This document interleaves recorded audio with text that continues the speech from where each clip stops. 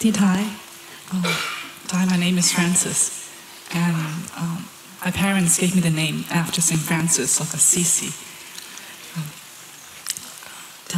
We are your continuation, and I vow to continue what you taught us, especially yesterday. You told us about the bell, Gatha, that we be awakened, and we help others to be awakened. And we transcend the path of anxiety and sorrow.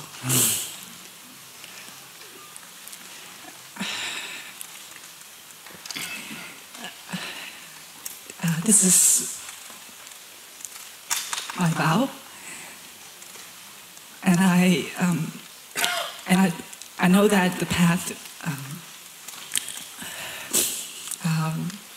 will not be effortless, even though we learn about effortless, we would learn about mindfulness with insight. And I know the solution to that is the dying of the self.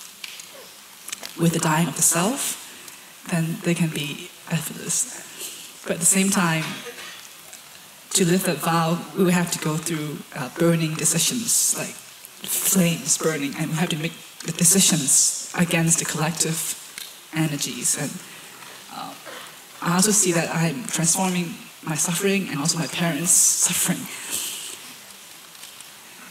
And the way I have been doing, and the way I will continue to do, is to I pray to God, and the God is in me, and also outside of me is the cosmic true nature body, and also inside of me. But you mentioned about that everything comes from arising from conditions. I see it as everything comes from God's plan, which is everything is good. I get anxiety, I get depression, I get ill health. It's a blessing. If I get good health, I get the Sangha, I get your teaching. It's a blessing. So I cannot see it as everything comes from arising of conditions. I see it as a path of compassion, and everything arises from compassion. Dear Thai, dear Sangha, our friend Francis was named after the monk St. Francis of Assisi. First of all, she expressed to Thai how inspired she was by Thai's teaching of the bell yesterday, and that she has made a vow to herself to continue Thai and to really master this practice and to live the insight of the Gatha deeply, to transcend her own anxiety and sorrow. And her first partial question is how, with such a strong vow, she can do that without having too strong a sense of self. So how can she realize her vow to overcome difficulties in her life, to heal herself? For example, in order to truly transcend anxiety and sorrow, she knows she will have to make a lot of burning decisions to change her way of life against the opinions of those around her, her family and society. So how can she realize that vow without having too strong a sense of self? The second part of her question is that when she experiences difficulties in her life, whether it's anxiety or depression or ill health, she understands these as being a gift from God. Francis is a Christian, and so she takes these as a blessing. It's part of God's plan.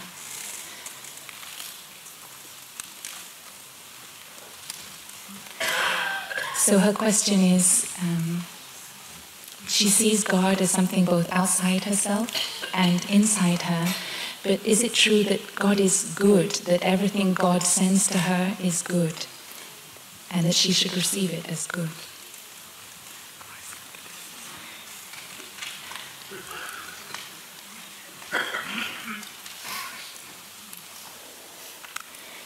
Francis is aware that everything arises from conditions, and can we see God's role in these conditions? You spoke about the death of the self.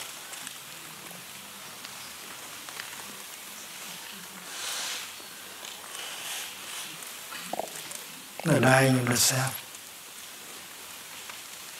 I don't think that the self has to die because there is no self to die.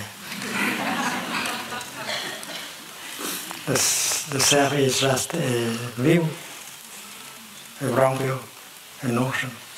It's not reality.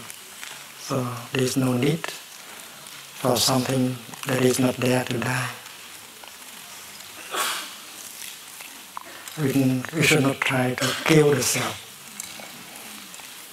But you can remove an illusion by having a vision, a deep vision of reality.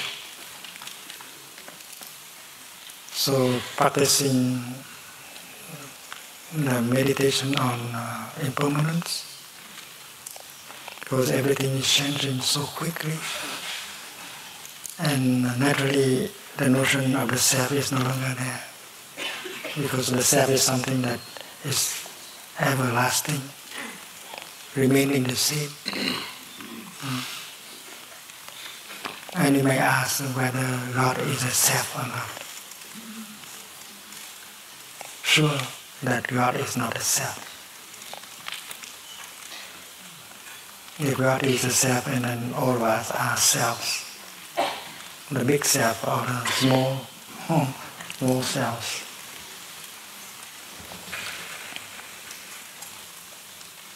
If there is a me, a self, there should be a non-me existing at the same time. We can accept self as a reality. On the conventional level of truth, we can speak of me and I and you, he and she, but because that designation is useful, it's called a conventional designation. If we don't have this conventional designation, we cannot talk, we cannot do business. I, you, this and that are called in Buddhism conventional designations. The problem is that we have to be aware that these are only conventional designations, and we are free from them.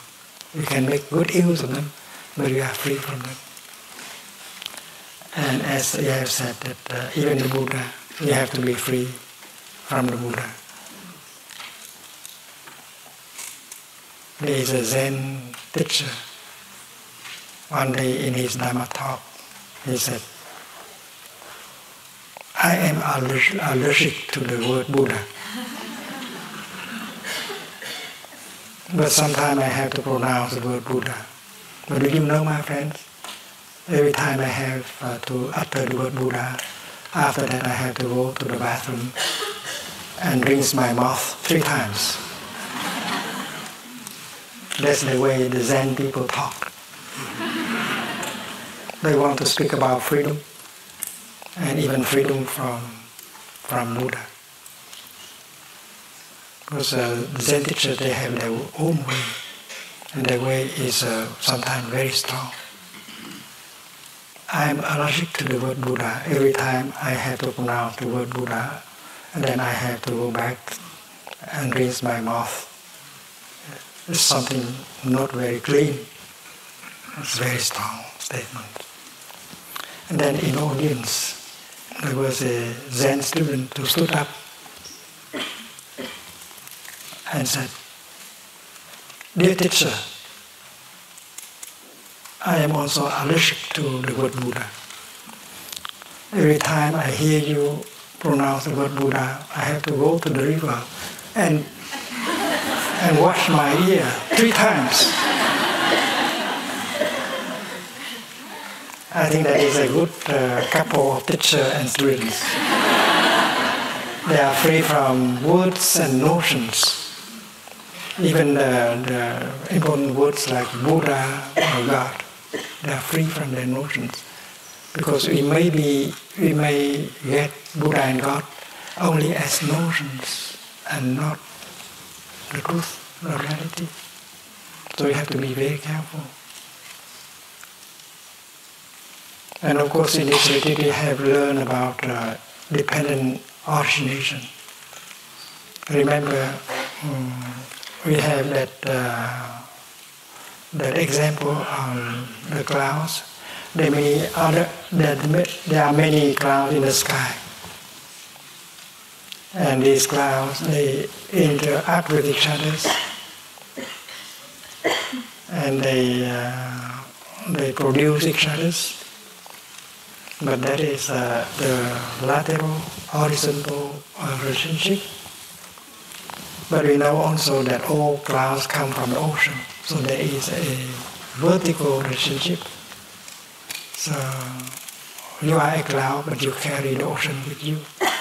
You are a human being, but you carry God inside of you. That is a vertical relationship. So there is the horizontal explanation, and there is a vertical. But these two should not be distinguished as two separate things. Looking into the horizontal, you see the vertical. And looking deeply into the vertical, you see the horizontal. So you have to remove the notion of horizontal and vertical at the same time. And we have learned that notions like being and non-being, good and evil, have to be removed. Because that is the way our mind consciousness perceive things. And if we describe God as the ground of being, we look him, we look her into a notion, the notion of being. If God is the ground of being, and who will be the ground of non-being? So we cannot think of God in terms of being and non-being. God transcends the term of being and non-being. As the Buddha said, the right view is a view that transcends both the notion of being and non-being. Not only that, but right view is also the view that transcends the notion of good and evil. And if you say that God is in control of the kingdom of goodness, and who will be in control of the kingdom of evil? So God, the ultimate, transcends both the notion of good and evil. And until you see that, you cannot see the plan of God, His intention. So there are many people who try to say that if God is compassionate, why He has created something like death, tsunami, tempest, and things like that. Why He has allowed these things to happen? So theologians are trying to say that this is for you to learn, that is also good for you. But our mind is inclined to think that what is good is not causing suffering. Only the bad things that cause suffering.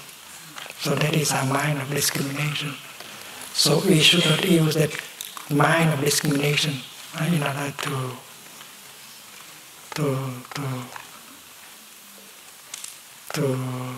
try to understand God.